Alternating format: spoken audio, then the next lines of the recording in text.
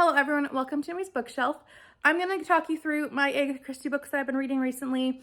I've been reading them in publication order, so I will talk you through a bit about what they are. If I give any spoilers, I'll let you know, but in advance. And I'm going to kind of go through my ratings, and then at the end I'll rank them all. I am in the middle of my last one, or I just started actually tonight, so we'll see how that goes.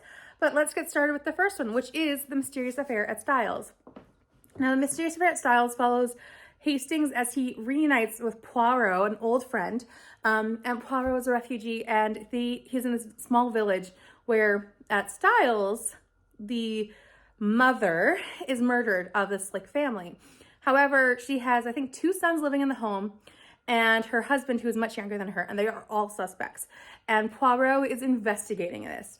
Now, this is where we first meet Poirot. I think it's a solid mystery. I enjoy all of the elements. I enjoy knowing the backstory because it does impact this and how she worked in the war, what she did, and the poisons that happened, and all of her knowledge. I really enjoy knowing that before reading this one again. This one I think is a very solid 3-star book, and I think it's a good starting point, and I enjoyed it a lot. The next one that I read, obviously, was The Secret Adversary. So this one's a Tommy and Tuppence. This one follows Tommy and Tuppence as they are just friends, but they want to get into this world of adventure. They're both broke, and they come across this woman, or they come across the name Jane Finn, and they are trying to figure out what is going on. But they kind of get tied up into this international affair. I love the story of Tommy and Tuppence. I love seeing them as a couple get together. I love their emotions develop for each other. Love watching all of that. Don't love the mystery. This one's a mystery I do not enjoy. I think it's far-fetched. I think it's overwhelmingly kind of out there.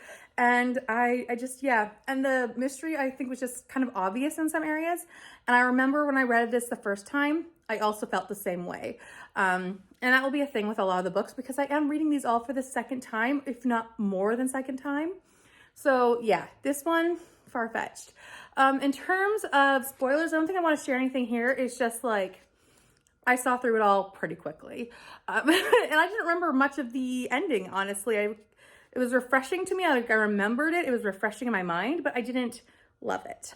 So yeah, 3 stars for this one as well. Next is Murder on the Links. Now this one also gets a 3 stars. So by this point I noticed a trend, and I was not happy because I am a massive fan of Agatha Christie.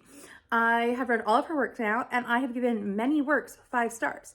So I was kind of where are the 5 stars? Don't I have any 5 stars from her early work? Not really, at least not this yet. But this one follows Hastings and Poirot as they are going to France because Poirot gets a letter from a client saying he needs help. But when they get there, that client is already dead. And so Poirot is going to help the man even though he's already dead. Now, couple things about this that I find really interesting. I like that this is it's making fun of the Sherlock Holmes character. And I think that it is really interesting to see the different detective styles, because I know the Golden Age really turned where you're supposed to figure out the mystery yourself. Whereas Sherlock Holmes, you're not supposed to be able to figure it out. That's not the main intention of the author. So I think it's an interesting change and comparison of the two. I also really enjoyed the mystery in this one. I felt like it was well developed. I enjoyed the hints and the nods throughout. And I did remember most of this part at the end, but I didn't remember it all. And I was pleasantly surprised by certain things. And I enjoyed the mystery a lot. This one gets a 3 star though because Hastings is so annoying.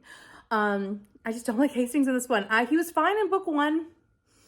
Not so much here. He just annoyed me so badly with all of his girl drama, and he was always in love with a new face and all of this. I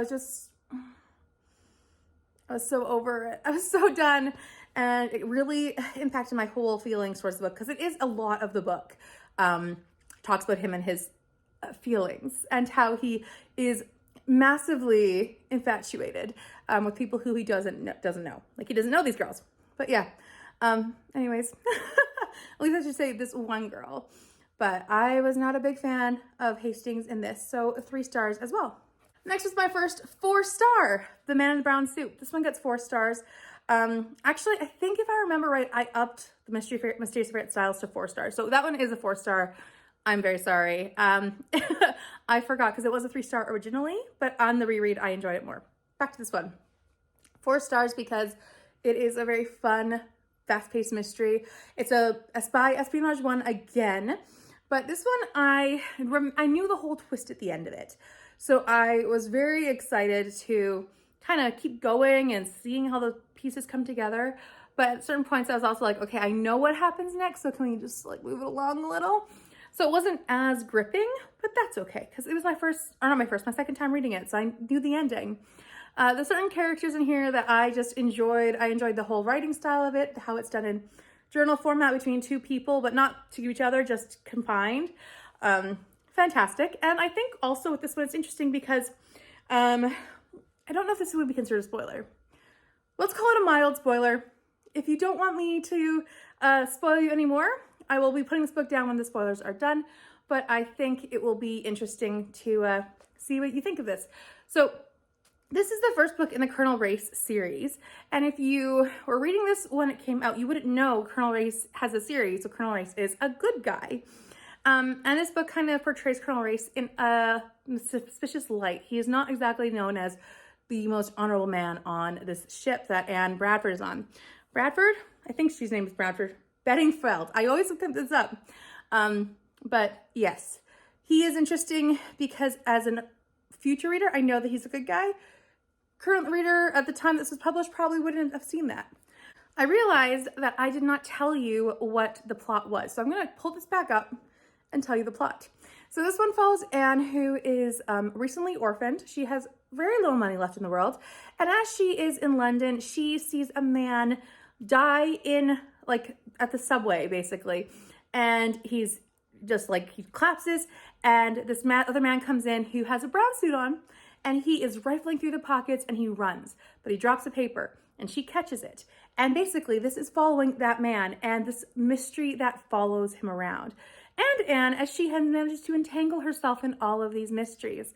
I think it's a really interesting mystery. I really enjoyed it.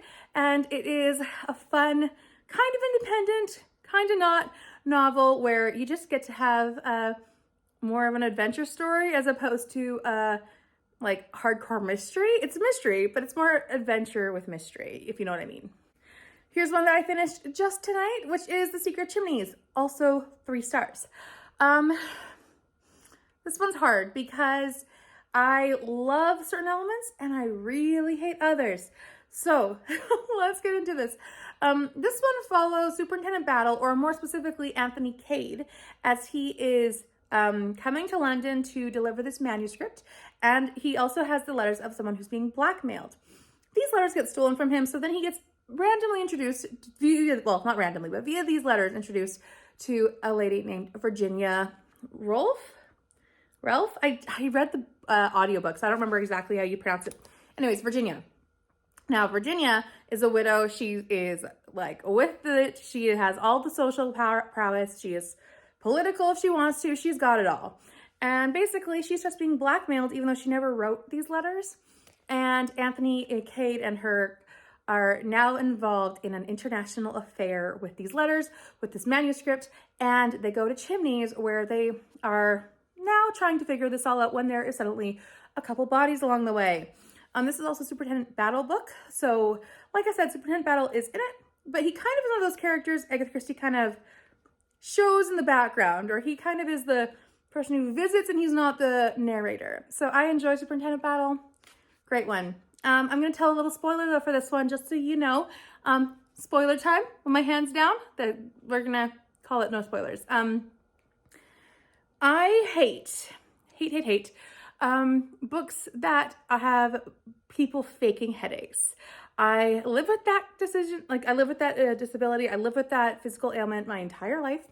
And whenever someone says in a book or in a movie or in real life, oh, I have a headache, I can't do it, it actually irritates me. It triggers me because it is what people often say that I'm making it up. This book has that. That is what the murderer used as her excuse to not, like, or to have an alibi. when I was reading this the first time, I was like, if that's her excuse and she's the murderer, I'm gonna be so mad. And that was right. So I was so furious. This time I knew it was coming, so I wasn't as furious, but I knew I was still mad. I enjoyed a lot about this, and since we're in spoiler territory, I totally knew that King Victor was not one of those guests. One of the original guests. I knew it. I called it on the French guy, just saying. And I didn't remember that prior to the book, reading it again. But yeah, this one gets a 3 stars just because it is so frustrating about that. And I don't love that it kind of is just a part of this thing. It's a personal opinion, but that's also my personal rating. So there we go. All right, no spoilers now, but I think that this one is my least favorite thus far, which is sad because I love Superintendent Battle, but this book, well, maybe not my least favorite. It can't, okay, let's do the ranking now. I haven't actually done the ranking in my head yet. All I know is I've read 5 books in order, and I don't like them. I don't love them all. They're all decent, good mysteries or good books. They're all 3 stars or 4 stars, but that doesn't mean that they're amazing. So I think the top ranked book at this point is The Man in the Brown Suit. Then it is The Ferret Styles, Mysterious Ferret Styles. Then I would go with The Secret Adversary as my number 3. And then I think I'll go with The Secret of Chimneys.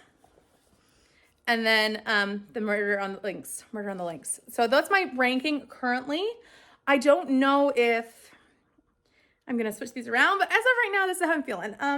I have just started literally on my bus ride home today, The Murder of Roger Ackroyd, if I can pick up my copy.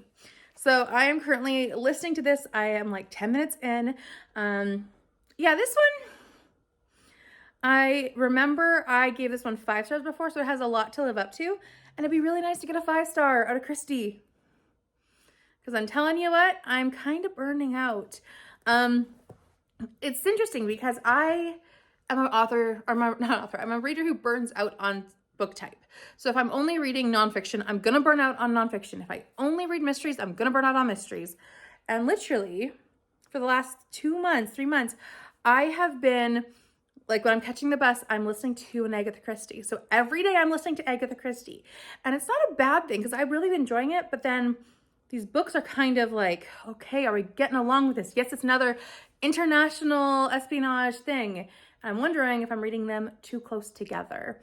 I'm not sure. I'm not sure if I want to slow it down, but I do want to finish them all, like not within 3 years. I want to finish them before 3 years is up because that's going to take forever. So I'm not sure what I want to do. But yeah, I've started listening to The Murder of Roger Ackroyd. I will be working on that one, and hopefully it will be a much better time. I just want to like give a Agatha Christie book 5 stars again. And I know I'm being dramatic here. I'm very aware. Because once we get to like And Then There Were None, Lord Edward Dies, the Murder on the Orient Express, all of those ones, 5 stars. Gonna get 5 stars. I know it. But right now I'm just like, I want to read a 5-star Christie. So I hope it's a 5-star still and not going down to a 4. But yeah. I also have read, just for the sake of letting you know what I've been reading Agatha Christie-wise, I did finish off Poirot Investigates. And that is my way. I'm working through the all of the short story collections. I'm trying to do those in line with the Read Christie 2024 project, which are the decades. So if I'm having a mystery collection that I can read from that decade, I'm going to be reading that. So this was from that decade, or the first 10 years, the 20s, where she was writing those mysteries. So yeah, I'm going to keep working on the short story collections, but the long full-length novels are kind of weighing me down a little. I love Christie. That has not changed, but right now I'm kind of in the mood to read whatever I want. But you know what? Next month, the Read Christie 2024 is a different decade, and I'm not there yet, so I guess that gives me some freedom. I don't know. Anyways, that's how I've been doing with Christie right now. They are good. They're all 3 stars or 4 stars, but I have a high standard. Please let me know what you have read from Christie, from these 5, if you are interested in reading them or if you have read them before. I'd love to discuss it in the comments below. Also, if you'd like to give this video a thumbs up and a subscribe, if you'd like to, that would be amazing. If you are new here, I would also really appreciate it if you hit the notification bell, and then you'll know whenever I post a video. Thank you so much for watching. I will see you next time. Bye for now.